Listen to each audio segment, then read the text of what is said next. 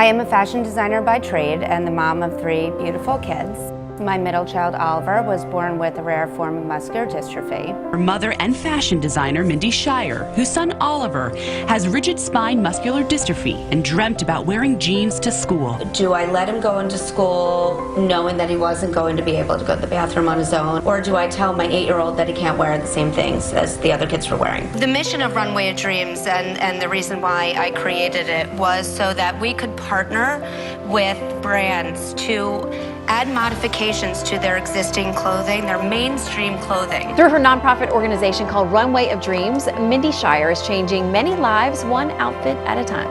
It's a truly unique community that just really wants to be represented. Fashion holds the key to a vital lifeline. Clothing can be transformative.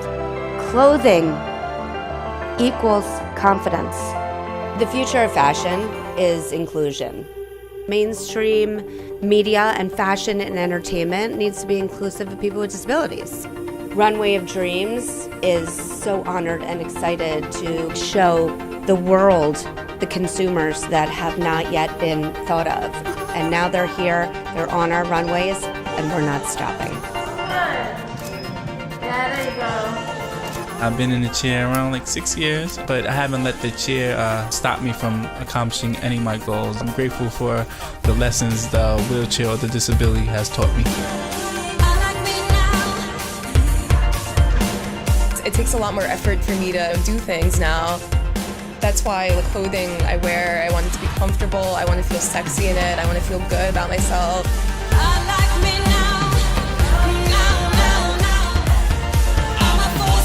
As great as it is to embrace having a disability, and I've said it since day one of the accident, a goal of mine is to be able to live my life as if I didn't. To lead a normal life, even if it's going to be a new normal. When I enter a room, I know people are going to automatically see my legs, so I make sure it either has lights or colors. Yeah, because I spent so much of my life hiding.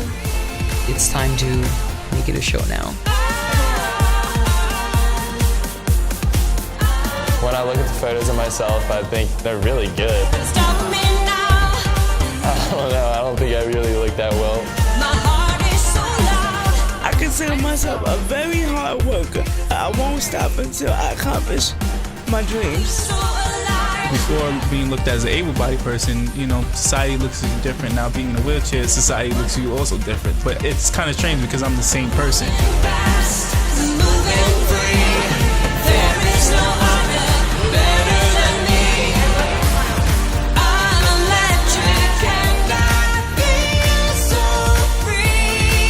I was born missing the lower half of my right arm. I never met kids that looked like me or had limb differences. I definitely didn't see them on TV or in magazines or anything.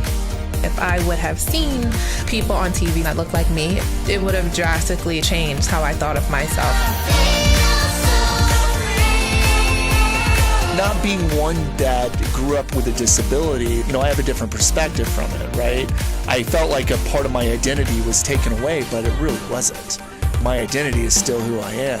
It was just a part of my body was taken from me, that's all. I'm unique, I'm different, and I'm happy for it. To me, my prosthetic isn't a handicap. Without it, I wouldn't be able to walk, so therefore it's just a tool that I have to use. Yes, so I dress it.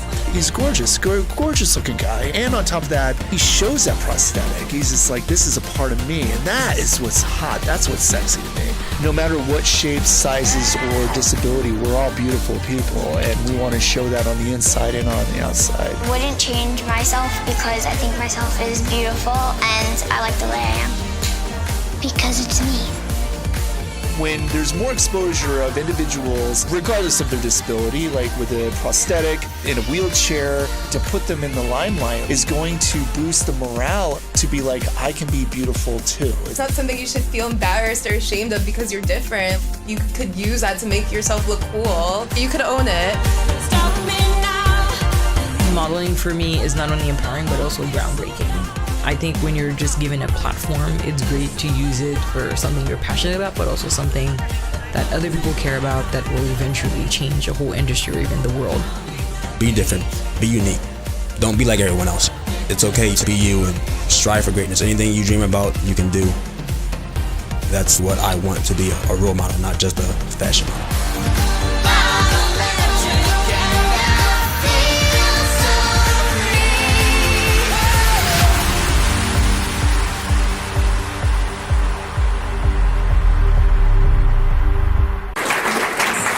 So that leads us to our talk today, and it is entitled Breaking Down Barriers for People with Disabilities, the Role of Clothing.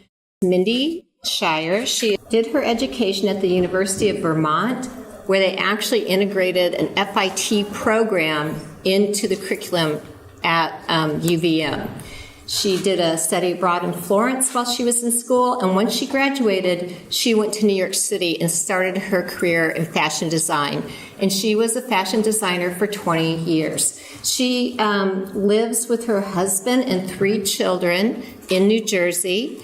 One of her children, Oliver, actually was born with muscular dystrophy. And as a result of him, she got interested in adaptive clothing. And one thing kind of led to another, and actually in 2016, the foundation collaborated with Tommy Hilfiger to come out with the first mainstream adaptive clothing line for kids. Mindy's work with Runway of Dreams Foundation expands beyond adaptive clothing. So it was founded on the basis that clothing is a basic human need. With that in mind, the Runway of Dreams Foundation develops, delivers, and supports initiatives to broaden the reach of mainstream adaptive clothing and promote the differently abled community in the fashion industry, which I think is really an important point. Through adaptive clothing donations, employment opportunity initiatives, adaptive design workshops, awareness building campaigns, and scholarships, Runway of Dreams Foundation is empowering people with disabilities with opportunity, confidence, independence, and style, envisioning a world where fashion is mainstream and accessible for all. Mindy continues to break down barriers and challenge industry norms. Good morning. I'm so excited to be here. Thank you, Carrie, and the whole team for bringing me here. I have to admit that Mizzou, am I saying that right? Yes. Is not as popular on the East Coast, and so I really didn't know anything about it, and it is gorgeous. Holy cow, I'm so excited to be here. My daughter's actually a junior, so I'm going to go back home and tell her that she needs to kind of break the mold of the East Coast and become a Mizzou. I don't know. So again, I'm so happy to be here, and I have to say probably one of my most favorite parts of traveling and talking is to be with you guys, to be with the next generation of students who are really going to make this happen. So let me tell you a little bit about myself. So I was that little girl that dreamed of being a fashion designer. It was the only thing that I could ever imagine being. I was very, very focused when I was applying to school that I really only went to schools that had fashion design programs. And I would be the one that was kind of laying in bed thinking about that I was going to be the next Betsy Johnson. I was going to be a global brand, and I did go to fashion design school. I graduated, I studied in Florence, and I started working the day that I was done with college. And I felt that I was incredibly on my way. I got married, I had 3 children, I felt like I was doing it all. And then life can be heartbreakingly ironic, because the very thing that I loved to do more than anything was to dress myself. There's my beautiful family. And when Oliver came into our life, my middle child, he was born with a very rare disease of a muscular dystrophy descent called rigid spine. And his version really affected his muscles, it distorted his body, and was very taxing on his pulmonary system. So he had to wear a feeding tube on his face. He didn't walk until he was about 2.5, and even when he did, he had to wear a helmet because he had no reflexes to stop him from falling. So he endured stairs everywhere we went, and so did I. And we learned really early on, my husband and I, that we were going to treat Oliver the same way that we did our other kids, and kind of look past the stairs and say back to them in a communicative way that it's good, we're good, he's good. Thank you for that really beautiful look, but we're gonna attack this world the same way that we would with our other kids. And I think we did a pretty good job at it, and we really kind of took every step as it came in really understanding and discovering challenges that Oliver was going to have. And one of them, which was, again, heartbreakingly ironic, was that he really struggled with being able to dress himself. The very thing that I loved more than anything. I truly go to bed every night thinking about what I'm going to wear the next day. So I thank you, because I could not wait to put this coat on to be in front of all of you. But that very thing that I loved was a daily nightmare for him. What took my other 2 children probably 30 seconds to button their shirts, put on their pants, would take Oliver at least a half an hour, to the point where I couldn't bear it anymore. And I would race in and dress him and hurry him out of the house, and it would be a lot of aggravation and frustration, and this is how we started every single day.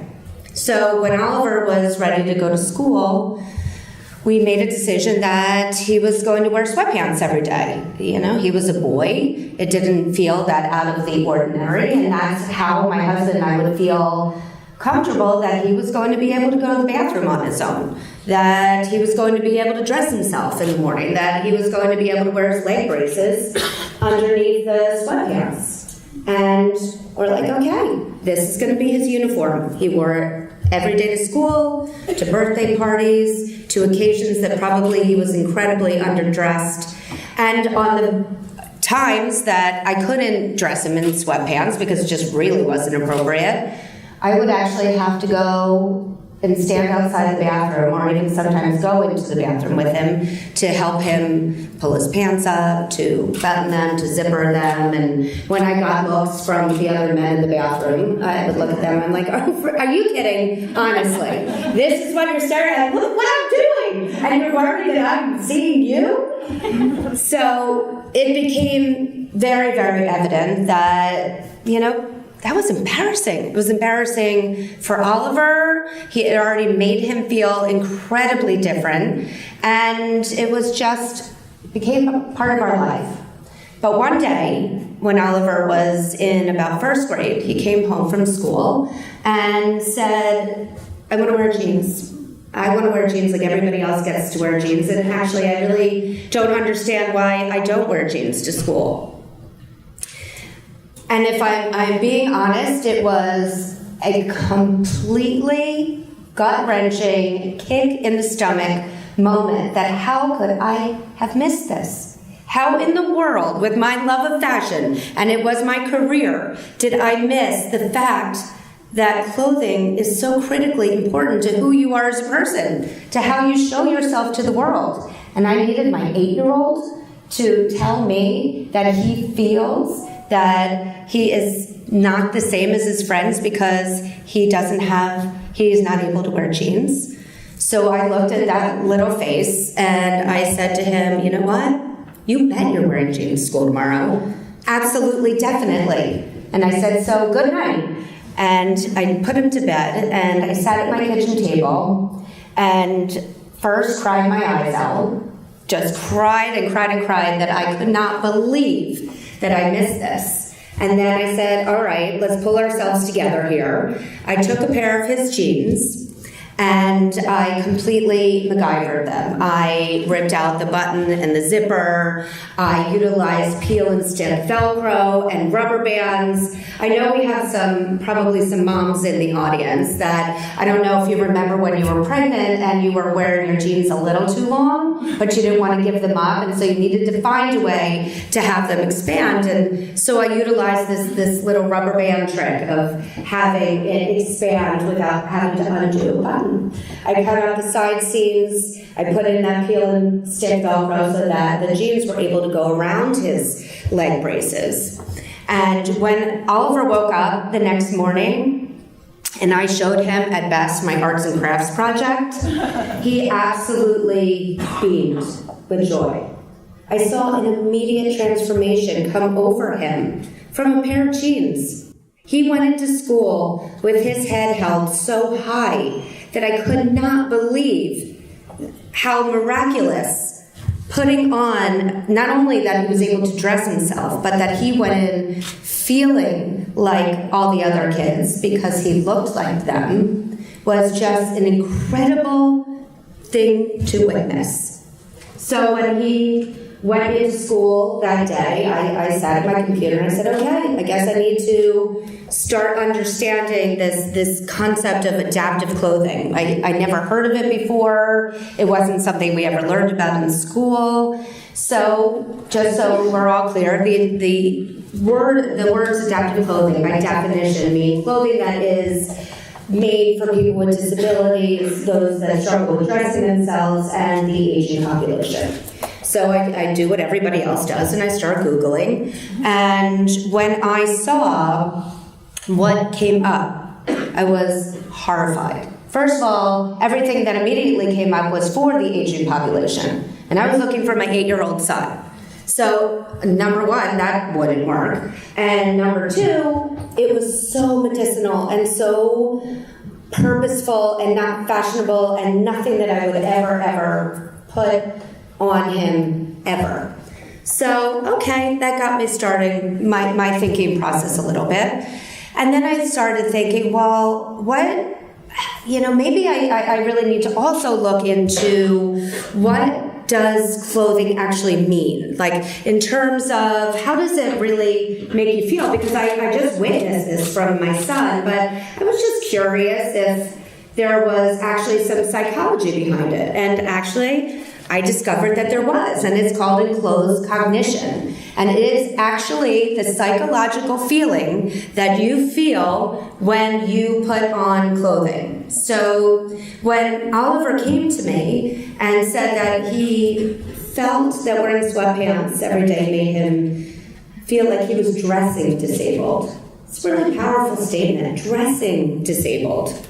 So then I started digging into this enclosed cognition and really realized that there was a reason why you felt so good when you put on those perfect pair of jeans, when you were going into a big meeting and you put on your power suit, makes you feel good. Or that little black dress that makes you feel beautiful, makes you feel special. It really makes you feel. Okay, so now I felt that I understand that it wasn't just me. I mean, obviously, I knew what it feels like to feel good about what you wear, but it wasn't just me. It was really everybody that kind of goes through this process of how clothing makes you feel. Now I needed to really understand the market. I needed to understand the population. If I was even going to think about getting into this world of adaptive clothing, I better really know what I was talking about. So I started understanding the capacity, the numbers of people with disability. There's almost 60 million people in the United States alone that have disability. 1 billion people globally. People with disabilities are the largest minority that we have on our planet.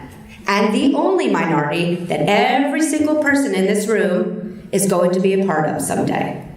Just think about that for a second. Every person on this planet is going to experience some type of disability, whether it's just getting old or something happening in your life. So conceptually, how in the world do we not have clothing that is ultimately going to be something we're all going to wear? So as I started thinking about these numbers, even if it was just 10% of that 1 billion that weren't able to wear clothing that made them feel good, that actually the enclosed cognition was making them feel worse about their situation, that's an enormous amount of people that may not be feeling as confident, as supportive, as productive, as part of our mainstream world as they possibly could. So that's when I said, you know what? Maybe I could do something about this. Maybe I could take my background and have this tiny little goal of changing the fashion industry to be inclusive of people with disabilities. And so I did. And in 2014, I created Runway of Dreams. It was, the mission was going to be to work with the fashion industry to educate them on the need for adaptive clothing in a mainstream lens. Not creating my own clothing line. I wanted everybody to be able to wear the same clothing as everybody else. But I wasn't quite ready to go after the industry because I only knew my world with Oliver. I did not know what somebody in a wheelchair needed. I didn't know what somebody who had a limb difference or dwarfism or Down syndrome or autism or the hugely, vastly different disabilities out there. So for an entire year, I did research. I went to schools and hospitals and facilities. I literally chased down people on the street that were in wheelchairs or even had a slight limp and said to them, I just blurted words all over them, what I was planning on doing, what did they think, what are their challenges. And after that year of being truly submersed in this population, I was able to understand a few key points, but there's a couple of stories that I want to just share with you about the perspective. So in one of my focus groups, I had a young man who was 18 years old. He was in a wheelchair his whole life, and he got himself into Harvard University. And he looked at me and he said, can you imagine? I got myself into Harvard University, and my biggest dream is to be able to wear jeans on campus the first day of school like all the other freshmen will be able to wear. It's pretty amazing. I also had the privilege of working with a mom who had a 7-year-old daughter who was missing her left arm and full arm. And she said to me, I just want to have you understand our shopping experience. So when I take my daughter out shopping and we buy something off the rack that has a long sleeve or really any sleeve, she can't just wear it. She doesn't have that joy of buying something and wearing it to school the next day because I have every single top that has sleeves altered because I cannot bear to see a sleeve dangling off my daughter to show the world that there's no clothing that was made for her. That is another symbol of her difference. And I also had the enormous opportunity of spending time with Eric LeGrand. Eric, let's see, I think I actually had, there's Gianna, and here's Eric. Eric is a former Rutgers football player that in 2010 was paralyzed from the neck down from a immediate tackle that changed his life forever. Now Eric falls into the category of the part of the population that's never going to be able to dress himself. He needs support, an unbelievable amount of support. So I went to his home. They were incredibly gracious and they let me spend the day with him. And I got to experience the dressing process of Eric. So I sat there and watched a lifting machine that came across the top of his bedroom, came down and literally hoisted him up with 2 aides on either side of him that had to help him get dressed every morning. And this process took almost 3 hours. It took almost 3 hours for him to get dressed every day. And so when it was over, and I looked at him and I said, oh my God, Eric, I cannot believe what you do every day. And he looked right back at me and he said, what do you expect? I like to look sharp. So my research, I felt, was in a good place. I really took stock. I took a step back and said, okay, I have a great sense now of very different disabilities and their clothing challenges. But how do I make this work on a mainstream level so that designers don't look at me and say, no, you can't create something that's going to help so many different types of disabilities. I was hell-bent on proving them wrong. And fortunately, when I looked at the data, there was actually 3 categories that were directly affected by almost every disability. And the first one was closures. So buttons, snaps, zippers, hook and eyes were almost 100% across the board a challenge for people with disabilities. So, okay, maybe there was another way to close the product without having to maneuver a button or a zipper or a hook and eye. So magnets felt fairly simple, that it was able to maintain the look of the product because I placed the magnets on the other side of the button so that when it closed, it looked just like a typical shirt, and it was incredibly easier to close the garment and have it look exactly like the typical garment. The second was the adjustability of the product. So waistbands, pant lengths, sleeve lengths needed to be adjustable for different shaped bodies. Because even within the segments of disability, there is no commonality. There's no size 2, there's no size 8 or 12 or any commonality even within muscular dystrophy, for example. There's 40 different strains of muscular dystrophy, all present very differently in the body. So that seemed fairly doable to me, that let's just make the product adjustable so that it can fit different shaped bodies. And the third was alternate ways to get the product on and off the body. So for example, somebody like Eric, who has to be dressed every day, putting something over your head and manipulating arms through an armhole when he is, first of all, enormous, and second of all, he has very little muscle tone, so it's heavy and hard to manipulate, is really difficult. So maybe opening it up in the back so that it just goes in arms first and it closes in the back makes it easier for him. So once I kind of thought about all those categories and the fact that these are modifications that actually could be done. So I had to find a way to make it doable, make it simple, and make it easy for the brands to adopt. And so by developing these modifications, allowed that to happen. So that's when I got my prototypes, and I went and I bought products right off the racks at Target, at Kohl's, and I sat at my kitchen table and ripped them apart. I had Oliver there involved with me. He was my built-in fit model, and actually implemented what I had learned over that past year. So I had actual prototypes, and now I felt that I was ready to go after the industry. So I utilized every last contact that I ever had and just asked them to just give me 10 minutes. So just give me just a minute of your time to help you understand that there's an enormous business opportunity out there that is going to change the world.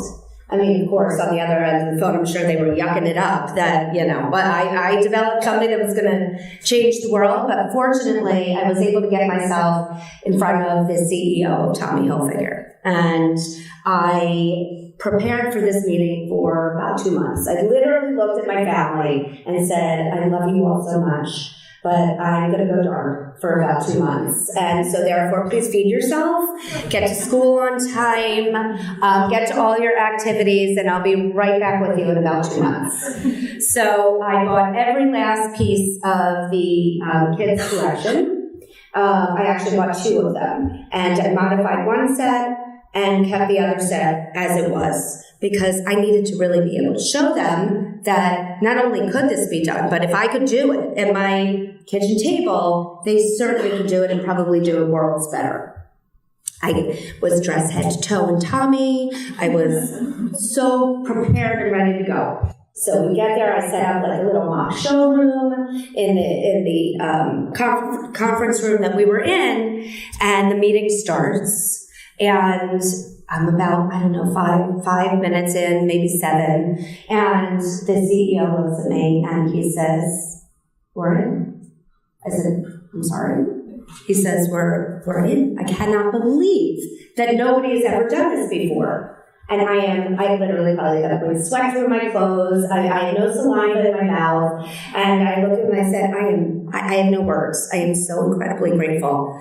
But I haven't seen my kids in 2 months. So we're going to go to the end of the meeting. And then you're going to tell me that you're in. And in February of 2016, we made fashion history by collaborating with Tommy Hilfiger and developing the first ever mainstream adaptive clothing line, which is beyond exciting.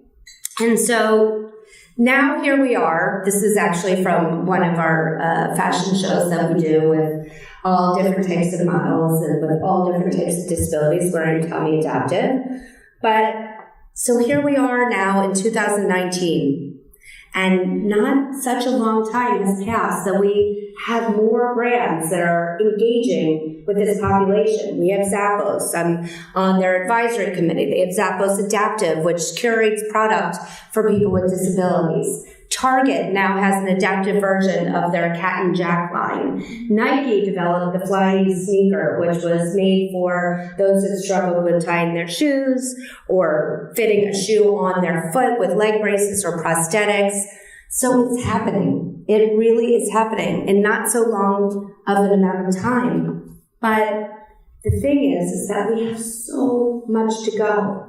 And that's why I love being up here and talking to all of you, because I can do whatever I can do in this lifetime. But you guys are really going to be able to make it a part of our mainstream world. Whether you are in fashion or any other entity, people with disabilities are people too.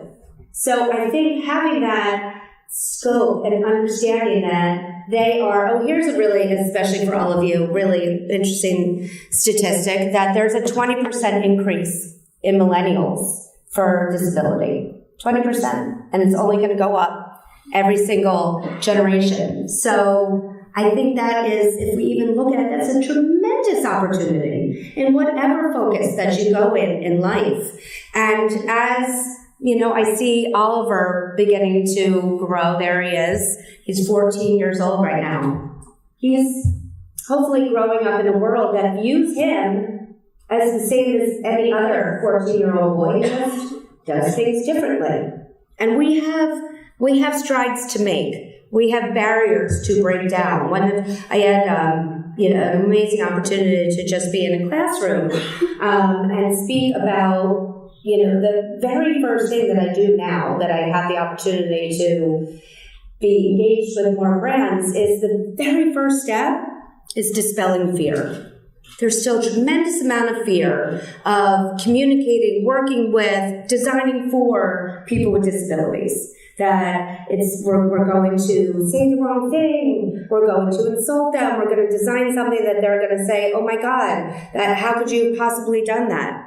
And the reality is that I'm sure every single one of us may have already insulted somebody today, whether we realized it or not. It is our world. It is understanding that people with disabilities are just people. So the very first thing that I do now in working with brands is I bring in people with disabilities so that they understand and can relate to, ask questions to, understand that they're consuming our fashion the same way that everybody else is. They're looking at Instagram and magazines and commercials and movies, and they're consuming the same way that we are. They have the same likes and wants and needs and fears that everybody else does. But until the industry understands the demographic, understands who they're designing for, we have a lot to go. And not that I want to put pressure on you guys, but I expect a lot out of you. That this is something that is a whole untapped world that you have the privilege of going into to carve your own ways, to create your own paths, to think about who a consumer is, what they look like, what their needs are, what their wants are. And that is so exciting to me. And I have never felt more proud to be in the fashion industry than right now, because it is becoming inclusive, it is becoming understanding that people come in all different shapes, sizes, and abilities. And I know that you guys can take that and run with it, and I really can't wait to see what happens next, because I think there's a lot of opportunity there, and I'm so excited and honored to have been here today.